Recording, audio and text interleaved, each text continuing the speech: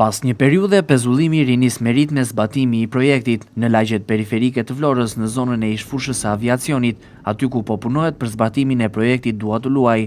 Ndërhyrja synon përmirësimin e hapësirave publike të destinuara për aktivitete rekreative dhe sportive.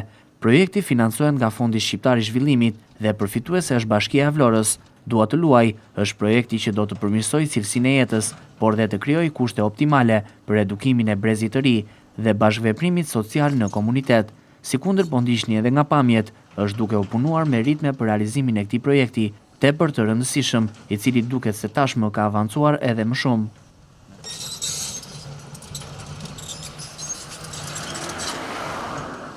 Krijimi një hapësire publike me cilësi të lartë dhe kushte gjithëpërfshirëse do të mundësojë ringjalljen e jetës komunitare dhe konsolidimin e frymës së komunitetit aktiv.